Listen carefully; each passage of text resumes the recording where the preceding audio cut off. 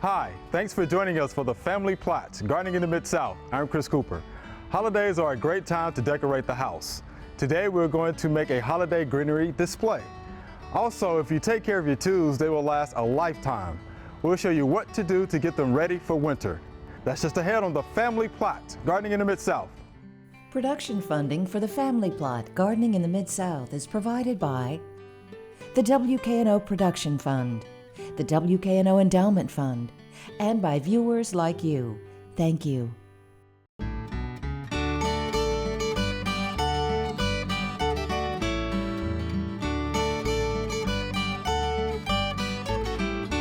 Welcome to the Family Plot. I'm Chris Cooper. Joining us today is Jason Reeves. Jason is a research horticulturist at the UT Garden in Jackson, and Mr. D will be joining us later. All right, Jason. The holidays are right around the corner, and when I think holidays, I think decorations. So what are you going to show us today? That's right. Well, today we're going to talk about using some items out of your own garden to create some beautiful containers for winter interest. And we're going to start, this is one I did previously, and this is an arrangement we've done in a plastic pot. You don't want to use a pot that's going to crack during the winter time, so it's a plastic pot. There were plants in this up until yesterday from the summer, elephant ears and petunias and potato vines, so I cut those out. And so we're going to demonstrate that. This arrangement would be, it's really more or less one-sided, so you'd push this against the house or viewed from one side. The one I'm going to make now, we can view from all the way around. So first step is, again, this is a plastic container that we've had plants in this summer, and we're just going to cut those plants off right at the soil line. Right. And you don't want to disturb the soil because you really need that firm soil and the existing roots to help hold the greenery that you're going to put in. So we're just getting rid of those summer annuals. And then you can see there we've got the nice firm soil from our summer. And we'll just begin with a selection of greenery. So all of these things I cut actually out of the UT gardens, but I have many of these in my garden at home as well. And I like to cut the stem at an angle, and that allows you to penetrate the soil a little bit easier. So you just start by pushing it in the soil. Wow. And so the existing roots that are already there actually holds it in place. Yeah, it makes the soil firmer and works like Oasis. You know, if you were making a fresh arrangement, the florist oftentimes uses Oasis, a product that's kind of like foam that keeps your plants upright or the cut flowers upright. So our soil is serving the same purpose as that Oasis. Also, by keeping that soil moist, it keeps the plants from drying out, the greenery. So it lasts longer if you can keep that soil moist as well. Okay, so that's our gray owl juniper. I'm going to add a little bit of, this is blue Fitzer. I'm sorry, this is green Fitzer. Green Fitzer, just to give us a little bit of green color in here.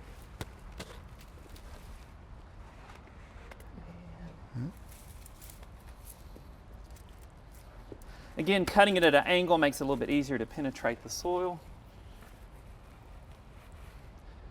All right. I can definitely tell you've done this a time or two. And then for a little more variety, we're going to add some Arizona cypress. This is a cultivar called Carolina Sapphire. Carolina See how Sapphire. It contrasts nicely with the green of that green Fitzer. Has a nice smell to it. It does. Yeah. And then we'll switch over to gold. And gold to me is premium in the cut Christmas world. This is a golden Arizona cypress called Golden Pillar. Right. Beautiful. Really brightens up the arrangement. If you were to go to a florist and buy cut greenery, you're going to pay a premium for it. This little bit right here might be $30, $40 just for the loose product, and you're certainly going to pay a lot more for anything with gold foliage. Oh wow! Okay. Just because it's not as common in the landscape, but these are things when you're picking out shrubbery for your house or your landscape to think about things with winter interest and with bright colors during the winter months as well. I mean, that really stands out, Jason. Yeah, so that really brightens it up. It does. Okay. Then we're going to switch over to a little bit of a holly. This is Foster holly. This is one of the most common hollies. And you know, it's really my favorite holly. It's tough as nails. It gets really big. Unfortunately, maybe in the 60s and 70s, they were overused and they were planted at almost every corner of the house. And they were planted too close to the house and they got too large, and they really should be out further away, and they work great in screen plantings. But it's a really good holly for berry production, and a tough plant, and works great, as you can see here, in arrangements.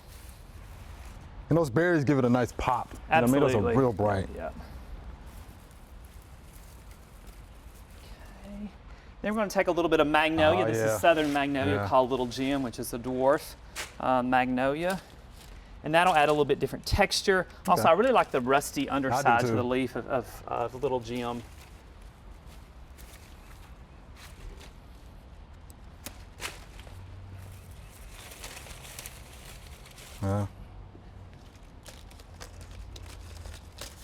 It's better if the stems actually do touch the soil and not rest in amongst the greenery, but sometimes you end up doing that. Again, because if it's in the soil, it's going to absorb some moisture from the water, the rain that it might get. Here's a little bit more gold. This is Cripsii camasiferus. This is a little bit more common in the landscape, so more people would have this in their landscape. Again, it's another one of those shrubs that gets big over time and is often put in the wrong place. They can easily be 15, 20 feet tall. And when left unpruned, it's real, it's sort of layered effect in the landscape. Now, Jason, how long will this greenery actually last? Well, it all depends on the temperature. If it's a day like today where we're sweating in November, probably a week or so, but typically temperature is 50 or below. You're going to get several weeks out of it. Of course, you wouldn't actually be doing this either until usually the first or second week in December. That's good to know. So you could get as much as 6 weeks. It also has a lot to do with where you're placing it. If it's in a sunny location, it's going to dry out quicker than the shady side. So the north side of the house, it's going to last longer. So I'm going to make the center point of this a deciduous holly branch here called winterberry. You may not know, but there are hollies that lose their leaves in the wintertime, and this is one of those. Possum haw is also another common native deciduous holly. So this is one called winter red, but beautiful for that center point of it. And then we'll come in just with some branches to add a little bit more interest. This is red twig dogwood, which is a shrubby dogwood. A lot of people don't realize that they're trees and shrubs that are all in the same genus of Cornus, of dogwood. And so this is the red twig dogwood. And it gets its winter color, its red color in the winter months, or as it cools off. So actually another couple weeks, the stems on this would be even brighter. It's been so warm this fall. Yeah, it has been. Hasn't colored up. In the summertime, this is green just like any other shrub or the stems are. That adds a little bit more interest to the arrangement. And again, it's something that folks can plant in their own landscape, Oh, absolutely. These are common plants that you can find at the nursery. And then I'll add just a touch of twisted willow or contorted willow to give you a little bit more pizzazz in the arrangement.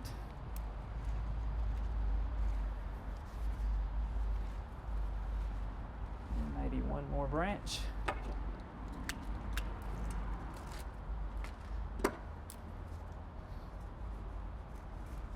So once you finish this, get in the spot that you want it to stay in and water it well, and just check on it maybe once or twice a week to see that the soil is still moist, and that will help it last longer.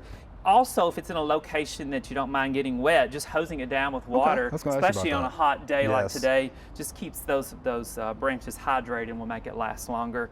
There is also a product called wilt proof. It's kind of like a wax, liquid wax that you can apply to it, which will help with the desiccation, keep it from drying out. But it tends to be a little messy. You wouldn't want to do that on a surface like the walk here. You need to do it out in the grass and then move it to your location. So there's a finished product.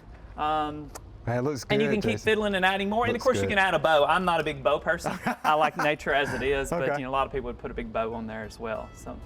Well, Jason, we appreciate that demonstration. It's beautiful, man. We appreciate that much. All right. Thank you. All right.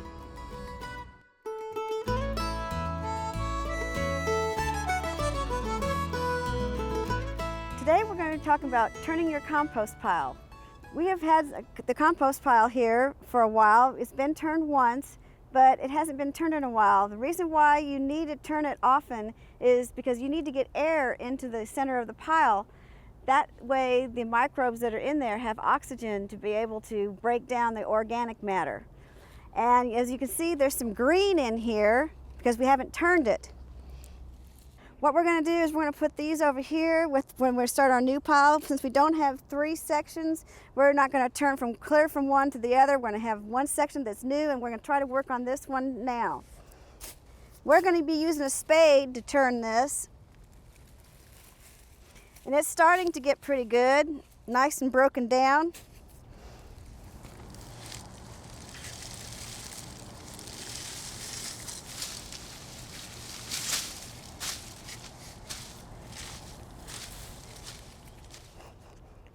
Okay, there. We've let some oxygen in the pile. Now it can decompose some more. And you should be turning it about every 2 weeks. All right, Mr. D, I see we have tools here. What are you going to do for us today? We have tools. We're going to talk about getting them ready for the winter. Okay. And one of the first things you need to do with your sharp tools is to sharpen them. You know, don't store a dull tool in the wintertime. You go ahead and just like you don't store your lawnmower with dirty oil and it going and change the oil in your lawnmower. Get everything in good shape going into the winter. So we're going to sharpen a couple of tools here. I've got a hoe that I can sharpen. I've got an axe that I can sharpen. And the best, in my opinion, the best tool to use for those jobs is a file. This is a typical file, 10-inch file. It's what my dad used back in the old days, and it's what I use. The reason I like it is I almost can't take off too much metal. Mm-hmm. If I take this hoe and put it on a grinder, and if I don't know what I'm doing, I can mess it up pretty quickly. And either a side grinder or a fixed grinder. So I really, really like a file because you can, with a few strokes, you can do a lot of good. You don't take a lot of metal off, and you can sharpen the blade. So let me get turned around here. I'm going to get my gloves on and get turned around here and get set up and sharpen this hoe to get it ready to go into the winter.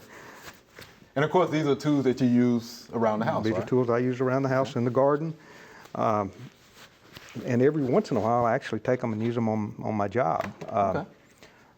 Because my tools are better than some of the ones that they try to provide for me. Let me see if I can get turned around here. Look at the technique. It's very important that you secure the tool that you're working on pretty good. If you can't do it this way, use a vise. You can use a vise, but always safety is the number one thing. But it's a pretty simple thing. I use the sharp end of the file to clean any dirt off of it that I may have. Pretty good. And then just long, slow strokes.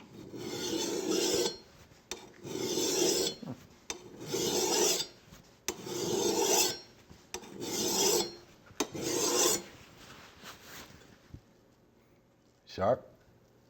It's getting there. All right. Getting there. I think it'd do a little damage to pigweed. Yeah. I believe, which has brought the herbicide-resistant weeds have brought this thing back. That's right. That's right. I've heard. And it's some of the farmers have to have hoe crews out there, and it's a lot more expensive running a hoe crew than it is spraying a field with a chemical herbicide. And I've actually seen some of those crews out in the field. So yeah, you're exactly right.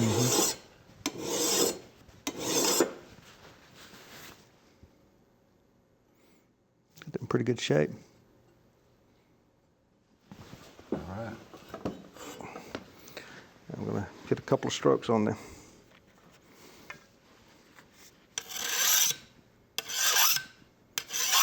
Knock off any burrs. See how that feels. Let me wallop you guys. Yeah. Yeah, that's pretty good shape. I'm going to just put some regular penetrating oil, WD-40, any kind of oil like that. Do the trick.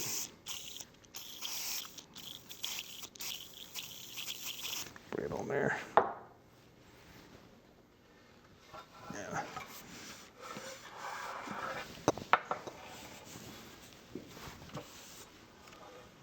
How about that?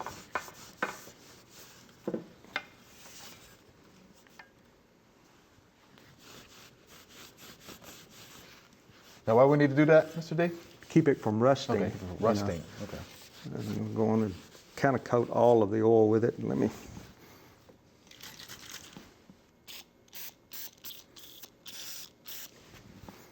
Give it a little bit extra. You almost can't put too much oil on it.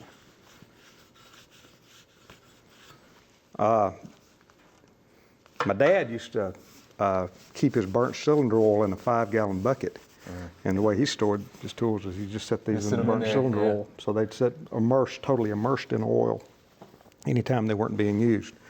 Okay, now as far as the handles are concerned, I always like to get a little fine sandpaper, and I'll just run it over these handles. Make sure you knock any burrs off of it. I'm not going to do a lot because it doesn't need it a lot.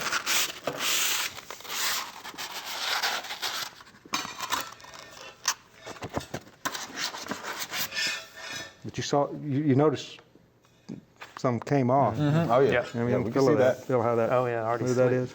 Oh yeah, that is Pretty slick. smooth. It sure is.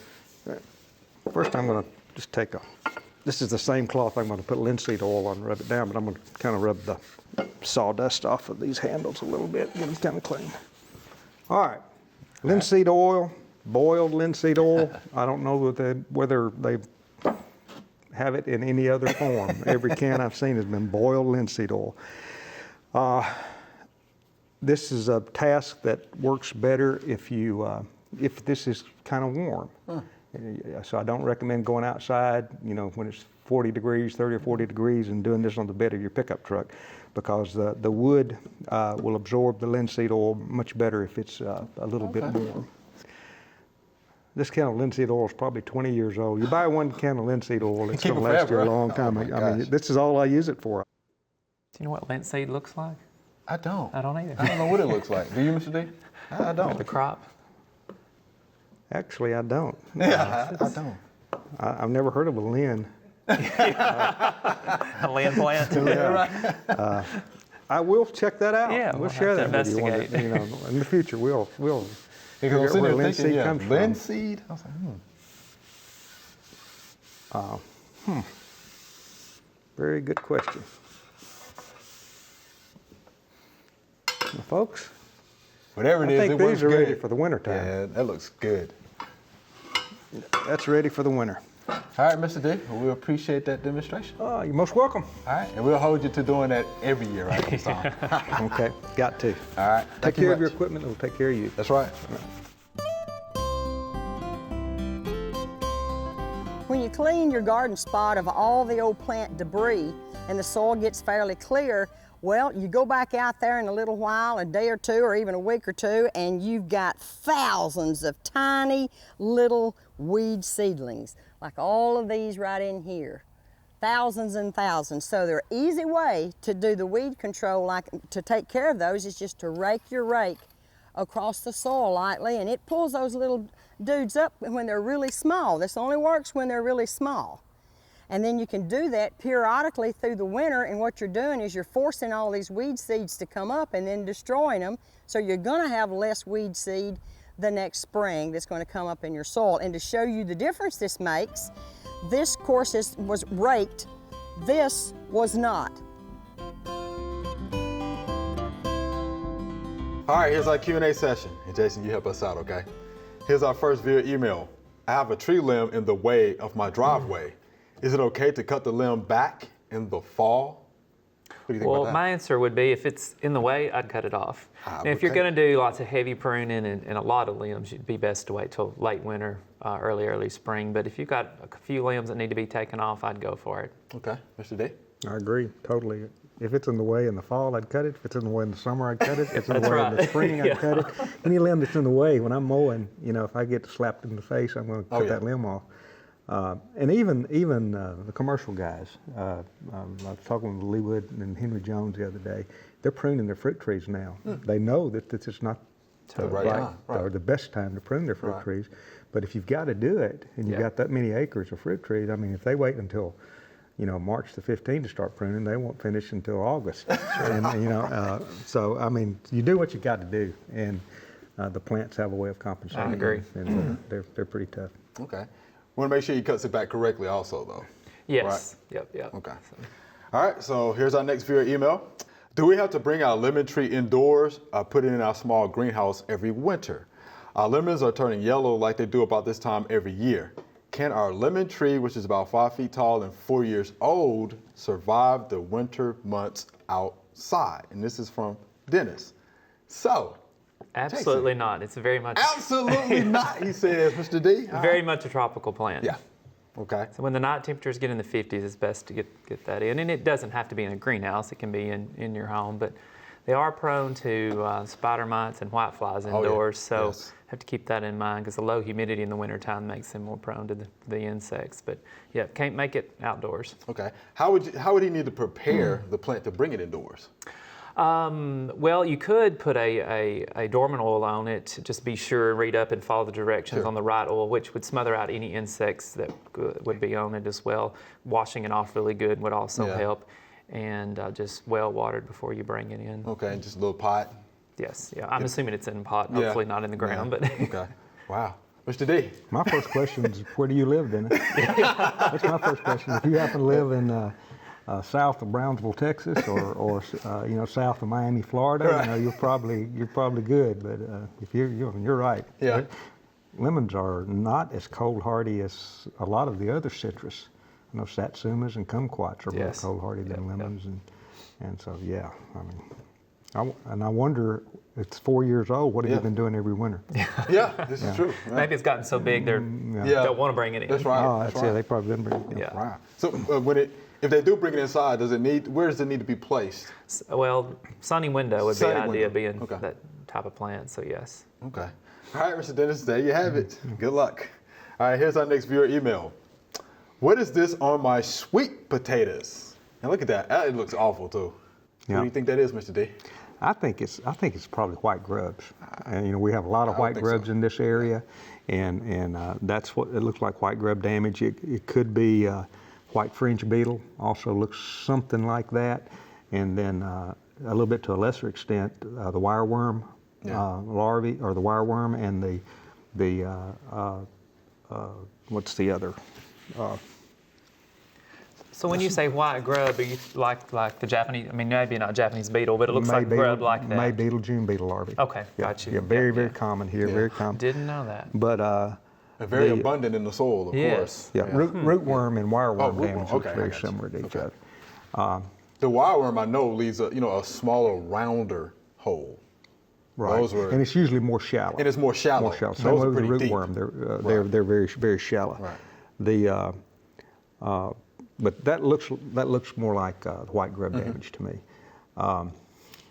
And I would be very careful. White grubs are fairly easy to control, but this is a food crop. Yes. So I would go to the Red Book and look at in vegetable production, sweet potatoes and soil insects. Probably the same product will be recommended, and then follow the label on controlling that. I'm thinking carbaryl is very commonly recommended for grubworms in turf grass and lawns, and I do know that carbaryl is cleared for a lot of vegetable crops. But be very careful. A lot of this damage was done some time ago. Oh yes. When and for the wireworm damage and the rootworm damage, they may have just chewed a little bit on the skin, and then as the sweet potato grew, its tuber grew, that size of that damage also grew. Sure. So you may be able to treat earlier in the year, and not close to harvest, and be okay. And they're still safe to eat. Just cut that out and eat. Oh yeah, it's amazing what peeling them a little bit and a little brown sugar. Oh yeah. Put them in the oven, right? Yeah. That's right. All right, so here's our next viewer email. When can I cut back my gardenia bush? It is over 10 years old and out of shape and getting way too high. And this is Miss Sandra right here in Memphis. So Miss Sandra, we have Jason here who can help us out with that question, because I'm sure he knows a little bit about that. Well, to me, the ideal time to cut it back would be in the spring. When you're trimming things back, unless it's a plant going dormant, which this gardenia, I'm not sure if she's referring to an indoor or an outdoor one, but if it's outdoor, trimming on a little bit now. If it's one she's bringing in, it might encourage some new growth, which you really don't need in the wintertime. Okay. So if it's coming in the house, I'd wait to spring if you can. And if it's outdoor, maybe trimming a little bit now. Some plants that are marginally hardy, that trimming can damage. It can damage a little bit if you have a cold winter. So I would really prefer to do it in the spring if all possible. Okay. Here's a question we get at the office a lot. So can they survive our winters? Well, and your winters are a little different than my winters, Right, being a right. little further north Right. and east of here. But there are a lot of hardy gardenias in the Memphis area, Okay. and even some in Jackson as well. So any plant that's marginal hardy is best spring planted, so it gets well established Okay. before fall. So if it was in a container now, I wouldn't recommend planting it this fall. I'd wait till spring, and so bring that container in the garage or in the house Okay. for the winter, and then getting it in the ground in the spring. Okay. So Jason, Mr. D, we're out of time. Thank you much. Very good, thank you. Remember, we love to hear from you. Send us an email or letter. The email address is questions@familyplotgarden.com. And the mailing address is Family Plot, 7151 Cherry Farms Road, Cordova, Tennessee, 38016. Or you can go online to familyplotgarden.com. That's all we have time for today. You can find out more about the things we talked about on today's show on familyplotgarden.com. We also have our past shows if you want to see one again. Thanks for watching. I'm Chris Cooper. Be sure to join us next week for the Family Plot, Gardening in the Mid-South. Be safe.